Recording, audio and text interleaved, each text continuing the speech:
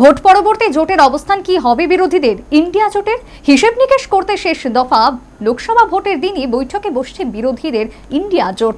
বৈঠকের আহ্বায়ক আম আদমি party supremo তথা দিল্লির মুখ্যমন্ত্রী। ভোট পরবর্তী জোটের অবস্থান কি হবে বিরোধীদের ইন্ডিয়া জোটের?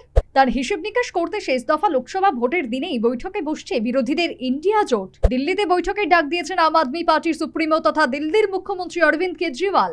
বিরোধী সবকটি দলকেই বৈঠকে আমন্ত্রণ জানানো হয়েছে। থাকবেন স্ট্যালিন, তেজস্বী, অখিলেশ যাদবরা। তবে তৃণমূলের তরফে বৈঠকে যোগদানের সম্ভাবনা নেই বলেই খবর। গত 16 এপ্রিল থেকে দেশে শুরু হয়েছিল অষ্টাদশ লোকসভা নির্বাচনের ভোট গ্রহণ পর্ব। মোট 7 দফায় শেষ হচ্ছে এবারের লোকসভা নির্বাচন। 1 জুন শেষ দফার ভোট হবে পশ্চিমবঙ্গ, উত্তরপ্রদেশ, ওড়িশা, বিহার সহ একাধিক রাজ্যে। আর ওই দিন ভোট শেষের পরই আলোচনায় বসছে বিরোধী জোট। খবর, নির্বাচন পরবর্তী জোটের সমীকরণ থেকে শুরু করে অন্যান্য রাজনৈতিক কর্মসূচি কোন পথে এগোবে সেসব নিয়ে আলোচনা হবে। আসলে আবগারি মামলায় জামিন পেয়ে কেজরিওয়াল এই মুহূর্তে নির্বাচনী প্রচারে ব্যস্ত। তার জামিনের মেয়াদ 2 জুন পর্যন্ত, তারপর তাকে আত্মসমর্পণ করতে হবে। 4 জুন লোকসভা ভোটের গণনা ও ফল প্রকাশ।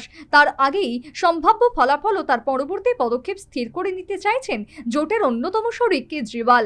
আর তাই তিনি নিজেই বৈঠকে ডাক দিয়েছেন বলে মত ওয়াকিবহল মহলের। 1 জুনের বৈঠকে আমন্ত্রিত আইএনডিআই জোটের অন্যতম শরিক তৃণমূলও। এর আগে বেশিরভাগ জোট বৈঠকে তৃণমূলের তরফে মমতা বন্দ্যোপাধ্যায় উপস্থিত থেকেছেন। এছাড়াও ডেরেক ওব্রায়েন বা সুদীপ বন্দ্যোপাধ্যায়রাও থাকতেন, কিন্তু অসমর্থিত সূত্রের খবর 1 জুনের বৈঠকে প্রতিনিধি কোনো থাকবেন না ঘাসফুলের শিবিরের। তৃণমূলের তরফে কারণ হিসেবে জানানো হয়েছে 1 তারিখ বাংলায় সর্বোচ্চ 9টি আসনে ভোট। নেতারা সকলেই তাতে ব্যস্ত থাকবেন, ফলে দিল্লির বৈঠকে যোগ দেওয়া সম্ভব নয়। তবে রাজনৈতিক যোদ্ধাদের অভিমত, বিজেপির বিরোধী জোট যোগ দেওয়ার আগে জল মেপে নিতে চাইছেন তৃণমূলেশ্বরী। না বুঝেও পা ফেলতে নারাজ Trinamool brigade. Bureau report, news vanguard.